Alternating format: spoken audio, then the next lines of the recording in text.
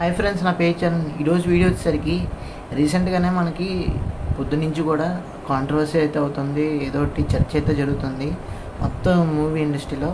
బేసికల్గా ఏంటంటే big boss show ఏదైతే హిందీలో జరుగుతూ ఉంటుందో అందులో లాస్ట్ ఎపిసోడ్ రోజున సల్మాన్ ఖాన్ గారు ఇలా మాట్లాడటం అయితే జరిగింది నిన్న సండే కాబట్టి.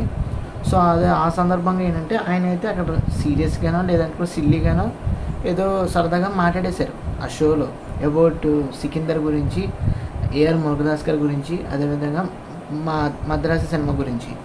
వీటి గురించి కొంత ఇండస్ట్రీలో కాంట్రవర్సీ, అది మూవీస్కి సంబంధించిన లేటెస్ట్ న్యూస్గా కాంట్రవర్సీ న్యూస్గా బాగా హల్చల్ అవుతుంది.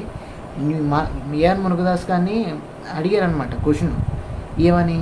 ఇవన్నీ కూడా తెలుసుకుందాం నెక్స్ట్ వీడియోలో, ఇప్పుడు కంటిన్యూస్ వీడియోలో.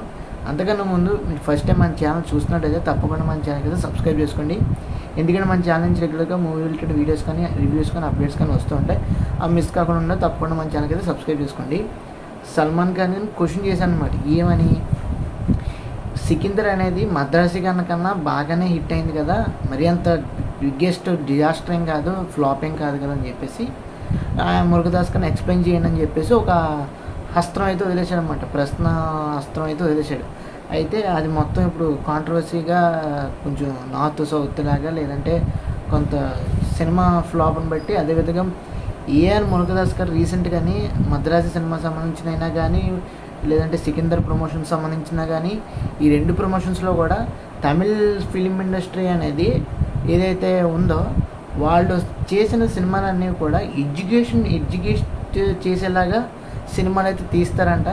ఎక్కడా కూడా కమర్షియల్గా, లేదనుకుంటే మాస్ లాగా, లేదనుకుంటే చెత్త చెదారం అనేది ఉండకుండా మంచి ఎడ్యుకేషన్ పాయింట్ ఆఫ్ వ్యూలో మంచి ఎడ్యుకేటెడ్ ఫిలిమ్స్ అయితే మేము చేస్తాము. దాని ద్వారా మా ఎవరైతే తమిళ్ పీపుల్ ఉన్నారో వాళ్ళందరూ కూడా ఎడ్యుకేట్ అవుతారు. మేము ఎప్పుడూ కూడా సైన్స్ సంబంధించింది కానీ, సోషల్ సంబంధించింది కానీ, లేదనుకుంటే సొసైటీలో ఏం జరుగుతుందని సంబంధించి ఇలాంటి మంచి సినిమాలు అయితే మేము చేస్తాము. దాని ద్వారా ఏమవుతుందంటే ప్రజలు ఎడ్యుకేట్ అవుతారని చెప్పేసి ఇలా ఆయన ఏదో ఒక కాంట్రవర్సీ లాగా మాట్లాడారు. అంటే మిగతా ఇండస్ట్రీస్ అనేవి ఎడ్యుకేషన్ ఇచ్చేలాగా, మెసేజ్ ఇచ్చేలాగా సినిమాలు చేయట్లేదా, నేను చేసే సినిమాలన్నీ కూడా చెత్త సినిమాలా అన్నట్టుగా ఒక నెరేటివ్ అనేది బయటకు వచ్చింది. బట్ ఇన్ని చూసుకున్నా కానీ అల్టిమేట్గా అలా మాట్లాడటం అనేది కరెక్ట్ కాదు. చాలామంది ఎగనిస్ట్గా కొంచెం మాట్లాడారు అనుకోండి, ఎవరైతే ట్విట్టర్లో కానీ లేదంటే సోషల్ మీడియాలో కానీ ఏకపడేశారు మొత్తం తమిళ ఇండస్ట్రీని, తెలుగు ఇండస్ట్రీని ఎలా అంటారా, లేదంటే కన్నడ వాళ్ళు కూడా కన్నడ ఇండస్ట్రీని ఎలా అంటారా, హిందీ వాళ్ళని ఎలా అంటారా, మలయాళం ఎలా అంటారని చెప్పేసి మొత్తం వేసుకున్నారు తమిళ ఇండస్ట్రీని. సో ఎన్ని చూసుకున్నా కానీ, ఏ ఇండస్ట్రీ అయినా ఎన్ని లాంగ్వేజెస్లో ఉన్నా కానీ ఇండియన్ సినిమా ఇండస్ట్రీలో డెఫినెట్గా ఏ సినిమా వచ్చినా కానీ, అది హిందీ అయినా అవ్వచ్చు, తెలుగు అయినా అవ్వచ్చు, కన్నడ అయినా అవ్వచ్చు, మలయాళం అవ్వచ్చు, తమిళ అయినా అవ్వచ్చు, బెంగాలీ అయినా అవ్వచ్చు, భోజ్పూరి అని ఏదైనా అవ్వచ్చు, ఏదైనా సరే డెఫినెట్గా మంచి సినిమాలు తీస్తారు. మంచి మెసేజ్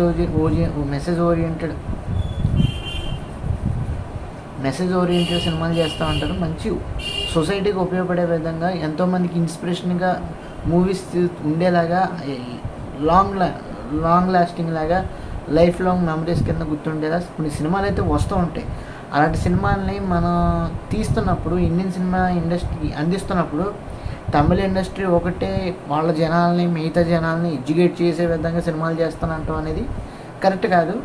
సో ఇది ఒక కాంట్రవర్సీ అయిందనుకోండి. ఆ తర్వాత ఇప్పుడైతే రీసెంట్గానే హిందీ బిగ్ బాస్లో సల్మాన్ ఖాన్ గారు ఇలా మాట్లాడుతుందో ఇది ఒక విధంగా కాంట్రవర్సీ కానీ, ఇది ఒక ఇష్యూ కానీ, ఇది ఒక న్యూస్ కానీ, హాట్ టాపిక్ కానీ అయిపోయిందనమాట.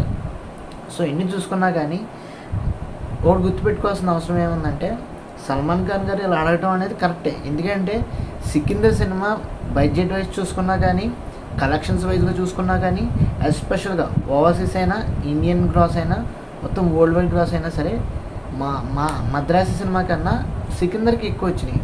అదేవిధంగా మురుగదాస్ గారు సమాధానం ఏం చెప్పాలంటే, ఏంటి దీని యొక్క లోపం ఏంటి, దీని యొక్క ఫాల్ట్ ఏంటి అనేది ఆయన ఖచ్చితంగా చెప్పాల్సిన అవసరం అయితే ఉంది. ఎందుకంటే 2 సినిమాలు ఆయనే చేశారు. ఈ 2 సినిమాలు కూడా ఎవరికీ నచ్చలేదు. అదేవిధంగా బాక్స్ ఆఫీస్ దగ్గర ఏ విధంగా డిజాస్టర్ అయిందో, ఏ విధంగా నెగిటివ్ ఇంపాక్ట్ అనేది పడిందో మనందరికీ తెలుసు, అవునా కదా. సో అలాగే సికిందర్ సినిమాలో మనకి అవుట్డేటెడ్ సబ్జెక్ట్ అయినా సరే, మద్రాసి సినిమాలో కూడా అవుట్డేటెడ్ సబ్జెక్ట్ అయినా సరే, రెండు సినిమాలు కూడా ఎడ్యుకేషన్ ఇచ్చినా కానీ ఆయన పాయింట్ ఆఫ్ వ్యూలో అవుట్డేటెడ్ సబ్జెక్ట్స్ అనేవి తీసుకొచ్చి సినిమాలో చేసేసి జనాల మీద వదిలితే అది హిట్ అవ్వటం అనేది అసంభవం. ఎందుకంటే ఒకప్పుడు మురుగదాస్ గారు మంచి అద్భుతమైన సినిమాలు చేశారు. కత్తి కానీ లేదనుకుంటే ఇంకేదన్నా సినిమాలు కానీ మంచి అద్భుతమైన సినిమాలు తీసిన ఆయన ఇప్పుడు ఏమైంది పరిస్థితి? ఇవన్నీ కూడా ఆయన ఒకసారి చెక్ చేసుకోవాల్సిన అవసరం అయితే ఉంది. ఆయన ప్రీవియస్ సినిమాలు ట్రాక్ రికార్డ్ కూడా ఒకసారి చూసుకోవాలి.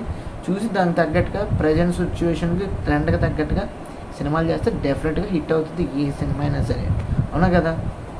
అదేవిధంగా మనం ఇప్పుడు సికిందర్ది, అదేవిధంగా మద్రాసి సినిమా గురించి ఈ రెండు సినిమాల బడ్జెట్లు కానీ ఈ రెండు సినిమాల వరల్డ్ వైడ్ గ్రాస్ కానీ మనం ఇప్పుడైతే చూద్దాం. మనకి సికిందర్ సినిమా ఫస్ట్ అదేగా రిలీజ్ అయింది. సికిందర్ హిందీలో మొత్తం చాలా బీభత్సంగా రిలీజ్ అయింది, అవునా కదా?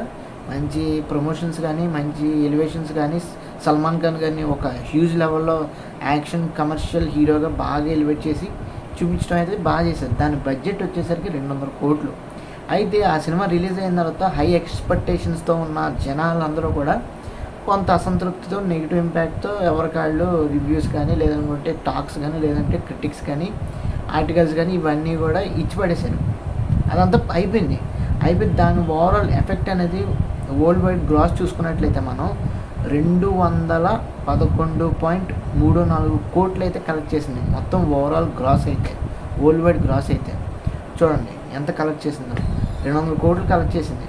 బేసికల్గా మనకి కలెక్షన్ ఏదైతే మన బడ్జెట్ ఏదైతే పెట్టారో దానికి తగ్గట్టుగా 11 కోట్లు ఎక్స్ట్రా వచ్చింది. బట్ ఇండియన్ గ్రాస్ చూసుకున్నట్లయితే ఖచ్చితంగా ఎంత వచ్చిందంటే దాదాపు 153.34 అయితే గ్రాస్ కలెక్షన్స్ అయితే వచ్చినాయి మొత్తం ఇండియా వైడ్.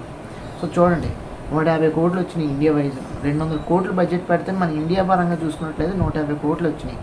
సో దాదాపు 50 crores అనేవి డిఫరెన్షియేషన్ అనేది వచ్చింది కదా. సో ఇవన్నీ కూడా చూసుకోవాల్సిన అవసరం అయితే ఉంది. బట్ అదేవిధంగా ఇప్పుడు మద్రాసి సినిమా గురించి చూద్దాం. మద్రాసి సినిమా గురించి చూసుకున్నట్లయితే బేసికల్గా వీళ్ళు పెట్టిన బడ్జెట్ వచ్చేసరికి 150 నుంచి 200 కోట్ల దాకా ఉంటుందని చెప్పేసి మాకు రిపోర్ట్స్ అయితే వస్తున్నాయి. ఎస్టిమేషన్ కూడా అంతే, వికీపీడియాలో చూసుకున్నా కానీ అదే వస్తుంది. 150 నుంచి 200 కోట్ల దాకా అయితే ఉంది. మనం 150 వేసుకుందాం, లేదనుకుంటే 200 వేసుకుందాం.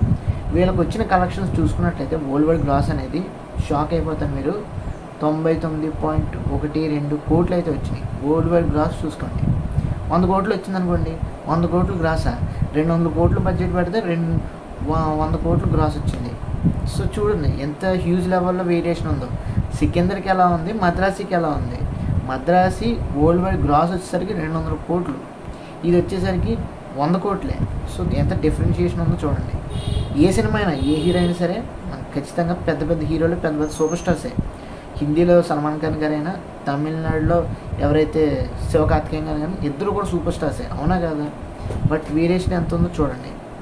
అదేవిధంగా ఇండియన్ గ్రాస్ చూసుకున్నట్లయితే మద్రాసి సినిమా గురించి అరౌండ్ 62.82 crores అయితే వచ్చింది. రెండింటికి తేడా ఉందా లేదా?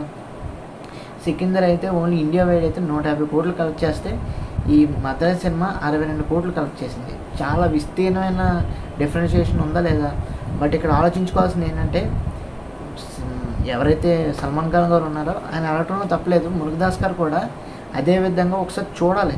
ఆయన ప్రతిదీ కూడా చెప్పాల్సిన అవసరం అయితే ఉంది. ఎందుకంటే మురుగదాస్ గారు చేతులు దులిపేసుకొని ఇష్టం వచ్చాడని మాట్లాడినా కానీ ఎక్కడో కూడా లెక్క అయితే ఉండదు. బట్ చూసుకోవాల్సిన అవసరం అయితే ఉంది. రికార్డ్స్ కానీ, బడ్జెట్ కానీ, ఎస్టిమేషన్ కానీ, కలెక్షన్స్ కానీ వరల్డ్ వైడ్గా ఇండియన్ గ్రాస్ పరంగా, ఓవర్సీస్ గ్రాస్ పరంగా అన్నీ చూసుకొని మాట్లాడాల్సిన అవసరం అయితే ఉంది. దాని ఇంపాక్ట్ అనేది పబ్లిక్ టాక్ విషయంలో ఎలా ఉందో కూడా ఇవన్నీ కూడా క్యాలిక్యులేట్ చేసుకొని చెప్తేనే కానీ ఎవరో కూడా యాక్సెప్ట్ చేయాల్సిన పనే ఉండదు.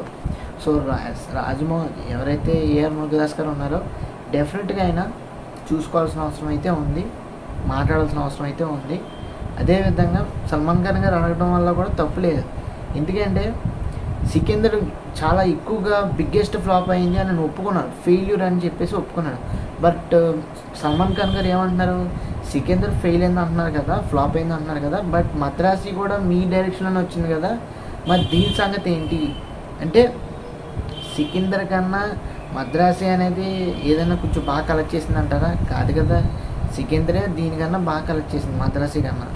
సో ఇవన్నీ కూడా చూసుకోవాల్సింది, మాట్లాడుకోవాల్సిన అవసరం అయితే ఉంది.